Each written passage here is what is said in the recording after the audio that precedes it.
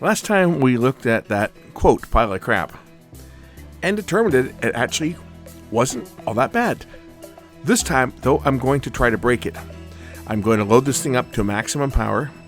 I'm going to put it under resistive loads, and we're going to run it and get it good and hot and see what, if anything, happens. Is it going to hold out? How many watts is it actually going to put out? It's not going to put out what they claim, that's for sure, but let's just put it up on the bench and see what it does. So you guys remember the PT390 AU from Pyle that we reviewed the other day. A bunch of people have watched this one. Everyone thought it was going to be a pile of junk. Actually, it doesn't sound bad, but you know what we're going to do to this one today? We are going to do a load test. So I'm going to hook this up to my 8 ohm resistors. We're going to put a tone through here. We're going to hook it up to the scope. We're going to see how it looks. So for that, I got to grab my 2 8 ohm 50 watt load resistors. We'll get them hooked up in place of the speakers, and we'll get this on audio generator. Make some noise. And for those of you from the last video that were questioning what mode the voltage selector switch was in because you saw it facing towards the 230 volt side, I can assure you that it is set for 115. You can read it right there. It is set for 115 volts, not 230. I know there's lots of people out there that will try to prove me wrong. They'll try to prove that I did something wrong, and they'll point out, oh, it was in the 240 volt or 230 volt position. And trust me, I checked this before, and I actually checked it on camera before. I just didn't bother to show it to you because I didn't feel that it was necessary. But then I had the people saying, and it wasn't just one, there was multiple. I deleted them because you'll get people that'll say exactly the same thing as someone else said, so I delete them. Anyway, and yes, I know these wires are not very heavy. They're only, I think these are 19 gauge, something like that. But for this test, they will be just fine. I'm putting 2 on here so I can load up both channels. It says use 4 to 16 ohm speakers on here. So this is 8 ohms that we're going to give it. Okay, speakers are connected. We're going to connect the scope and monitor the waveform and see when it distorts and what our total voltage is, and then we can calculate out volts divided by the resistance and figure out our watts. Before anybody gives me a lecture on, oh, these need to be mounted on a heat sink. Not for short-term use, they don't. They'll get very hot. I've gotten these so hot that they've actually melted the solder that connects them to the wires. They'll get hot, it doesn't hurt them. They're in concrete, doesn't hurt them. Plugged it in, and I'm not hearing much. Let's give this thing some more output. Let's crank it up. Oh, now I hear lots of distortion. Well, that doesn't sound good. Doesn't sound good at all. Let's take a look at the scope. Yeah, that looks pretty sad. Like right all the way down. Almost like the preamp's being overloaded. I wonder if there's 2 sets of inputs on the back. I wonder if they're different. Let's just try the other input. They're both listed as DVD, CD, but I have a stinking that one's more sensitive than the other. Okay, I can turn my input down here on this generator.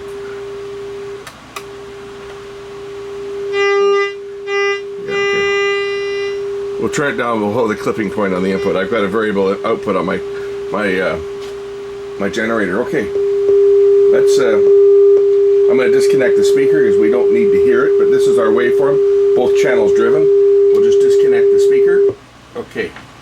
Now we can turn this thing up and we can see what we can get out of it. We'll just back down the scope sensitivity a bit.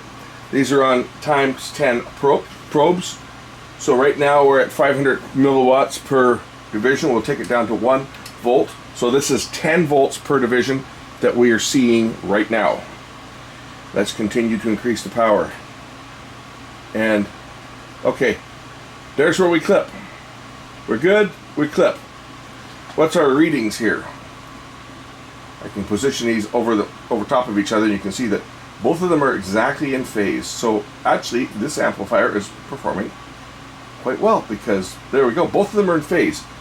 1 volt per division. Let's measure. Let's just turn off one of them so we can get a more accurate read. So it's 10, 20, 30, 40, 50 volts. 50 volts peak to peak is what we are getting. If I go up to the next, because there's a digital volume, it goes up like 2 dB. The next one up is into clipping. So that is our limit right there. Both channels driven, and it's clean. It's clean. So let's figure out how many watts we're actually pushing. If we used just Ohm's law, right?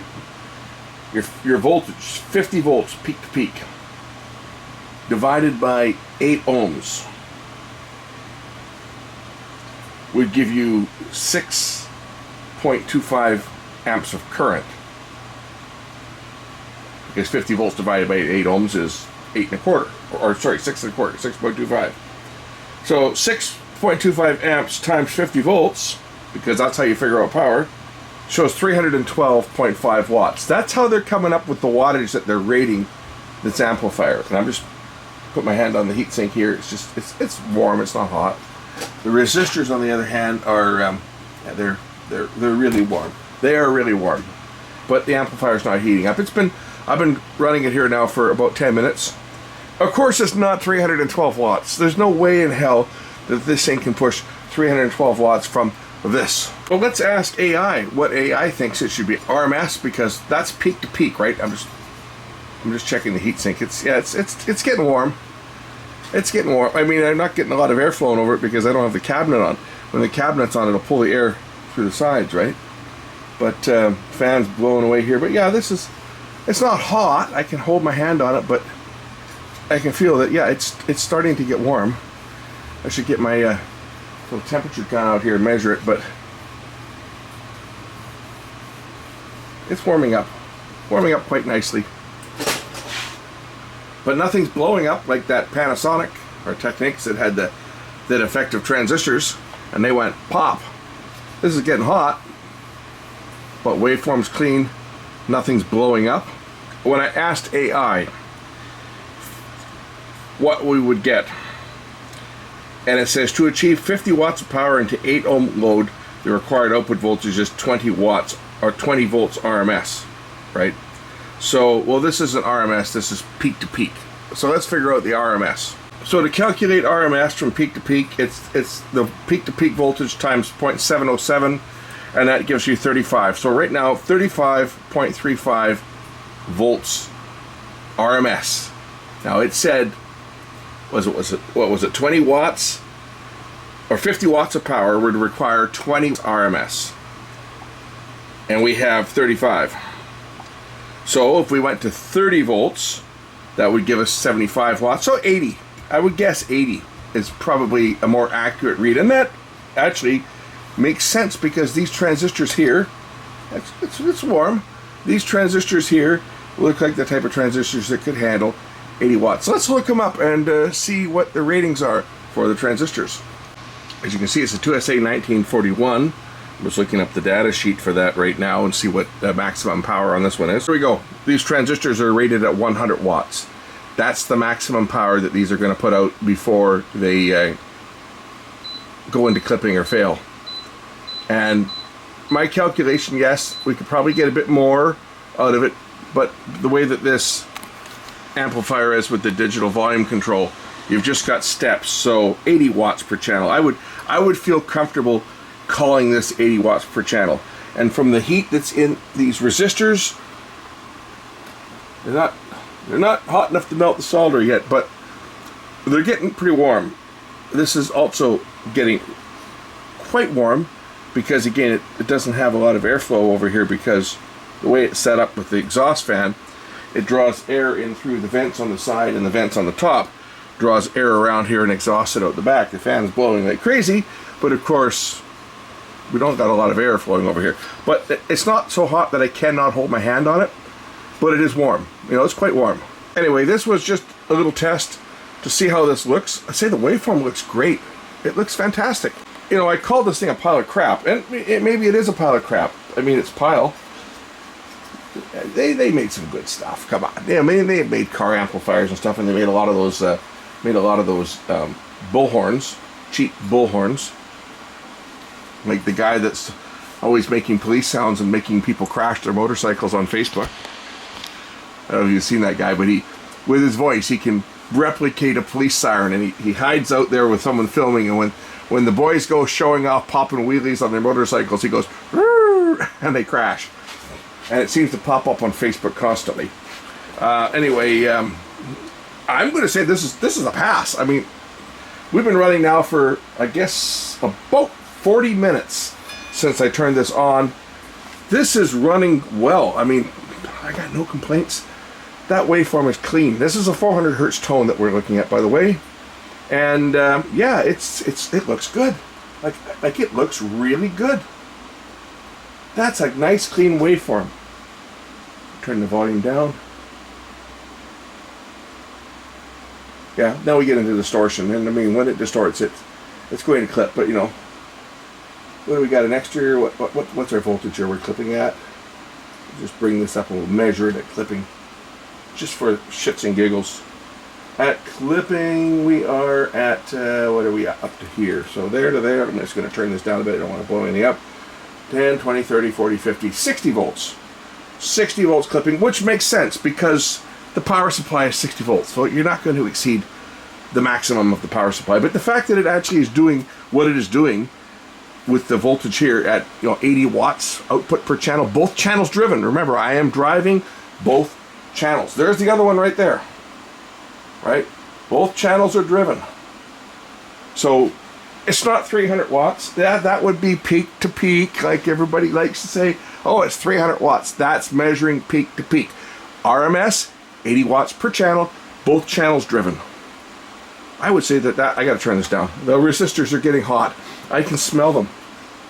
Oh man, yeah, the resistors are they're warm. I will not be able to touch these resistors for a while because let's just say they are a bit well, they're very warm. They're very warm. So I'm gonna end this one now. This was just kind of, I wanted to see what this would do with giving it power, giving it a tone, and cutting it loose into the dummy load. We've done it. The amplifier itself, it's hot. I mean, it's hot. I can hold my hand on it. I can't hold my hand on it that long though. I mean, it is hot. No question. This is, we're probably 150 degrees or so. There should be a time that I would dig out my my thermal camera. Let's take a look. Can we read it? What are we at here? 124, 154 degrees for some of this stuff down here. Heat sink is down at 90. It's cooled down. I'll turn the power back on here. We'll crank her up to just below distortion again, and we'll let this thing heat up. We can see some parts that are getting warm, like these resistors down here, 170 degrees. Yeah, we're putting some power through here. 147 degrees. That's the output transistors. So we are putting some power through here. You can see it on the display there. It's we're heating them up. 160 degrees, 162 degrees. I don't know if you can read it on camera. Is it showing up? Or is my camera not focusing on the screen here? 160 degrees. Yeah, they're warm. We got some power on here. That's for sure. Hard to read this thing with these damn lights reflecting in my face. 167 degrees of that part. That's a driver transistor. Transformer is down at 101 degrees. How are my resistors?